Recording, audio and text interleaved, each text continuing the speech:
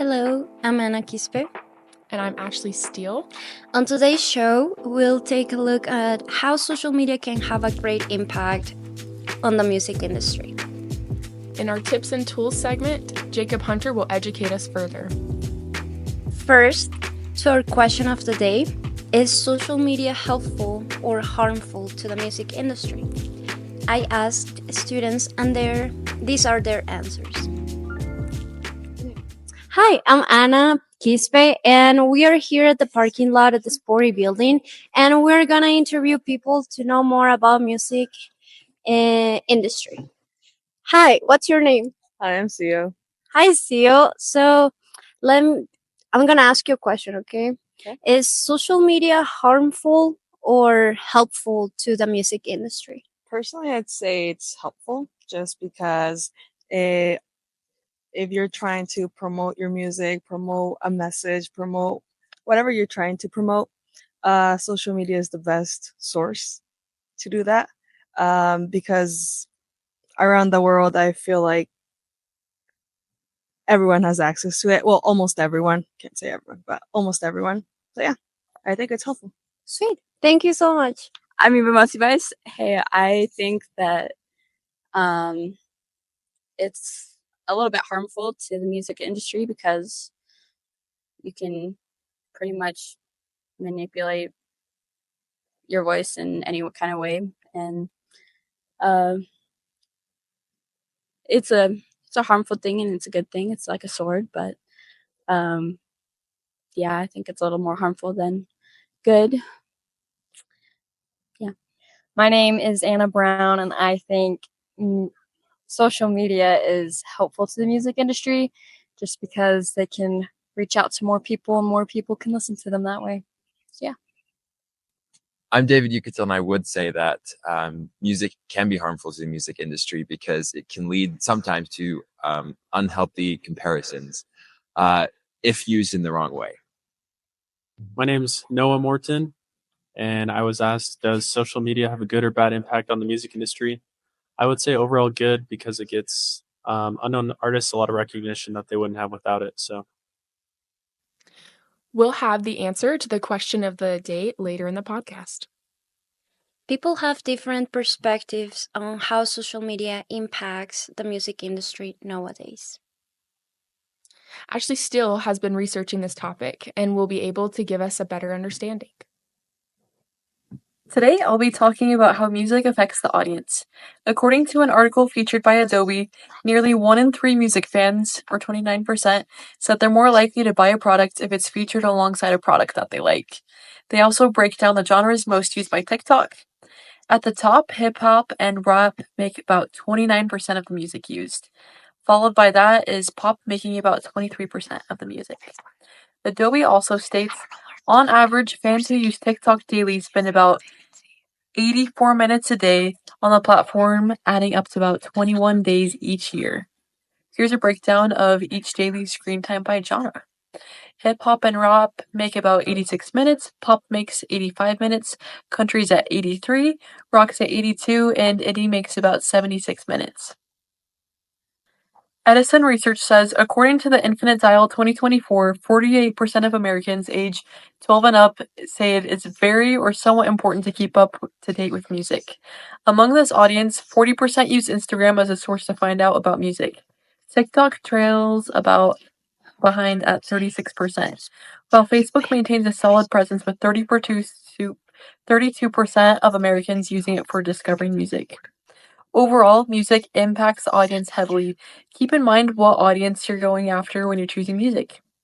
For more information or to check references, go to the show notes and attributions at the end of this podcast. For Stratoscene, I'm Aubrey Cooper. Josh Barron recently spoke with Sister Nelson, our resident social media expert, to hear her thoughts about the topic. I am here with the wonderful Sister Nelson, and today we're going to be asking her about social media in the music industry. How important would you say social media presence is for a musician today? Honestly, it's probably a little critical. So when I looked at it, right,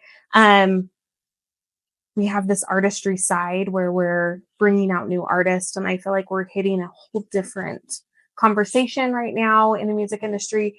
And we have social media to kind of propel that. Mhm. We see it with a lot of different industries, right? So if we Yeah. want to grow, give me another one. If we want to go to the video industry, for instance, right? Video, that industry changed completely when we brought in social. I see. So So you think it's more of like almost a global contagion and not Yeah. necessarily just affecting one thing? yeah, I think it's a big part of everything. I think, right? We have partnerships now, we have bookings, all of that. If we're looking at the music industry and the growth of the music industry with social media, I think we see, for example, like Walker Hayes. So when he put out that Fancy Like song, you know that snippet, you know him. It propelled his career in a really neat way. So yes, I feel like if you're a brand new musician, social media again is this outlet that helps people, true creatives, right? Social media is meant to connect creatives. That's what it's there for. That's how it originated. So if we're talking musicians specifically, that's a type of creative that now gives them an outlet to put out their creative, right? Their platform, right? It gives them a platform to then propel their career. So yeah, we can talk music industry, but I also think we see it happen in the, in the video industry. We see it happen, and that's specific like mediums. But then you also say like, oh, here's a new account, and maybe it's poetry. Maybe we see it now in the book industry, right? And that's grown the book industry and brings new people in. So social media is a platform that gives people the ability, true creators, to expand and create awareness in other ways. Wonderful. Yeah, awesome. Do you think that platforms like TikTok or Instagram can influence a song's popularity? Absolutely. Right. Like here we have, I would consider a full length song a long form piece of content. But when we take social media, it now gives us that ability to make it a short form piece of content, and we can consume it. So it becomes, right, then I see so-and-so dancing with it and so-and-so using it on the back of maybe an image, or right, we're having that moment and that connective piece. Again, we go back to Walker Hayes. You can literally remember the Fancy Like dance. Like everybody knows it. I listened to that probably hundreds of times before I even listened to the full song. Right. So it influences what songs become popular, because it gives everybody that sense of connectivity to it. Right. I now watch my best friend dance to that song, or I watch somebody I follow dance to that song. And so now we're connected even in a tighter way. So. How is music influencing the future of social media marketing? Yeah, I think we see it, right? We add a new music reel we add music to our reels, excuse me. But it's become so immersive, right? It now creates, we now interact with social media with all five senses, right? We look, we touch, and we hear it. So as we hear those, right, we then become immersive and into our content even more. We know that when we turn sound on, and people like videos with sound, there's that, oh, I'm as part of this. I hear this. I also remember it because I hear it. That could be music or voice, right? We like to hear it. We like to have that moment. Content, I believe, this is opinion, but I believe good quality content is always going to win over something else. So part of good quality content right now is that immersive experience. It's that authenticity of, this is supporting a brand, it's supporting creators. And so bringing that together of like, oh, now I'm as part of this music industry. But even more than that, and just, I'm bringing what my target audience wants, right? If you truly, I think, yes, good quality content is all of those elements. You need to have a really good written caption. You need to have a really great visual. Is there an audio sound to it? Whether that be voice or music. But then also, am I making it for my target audience?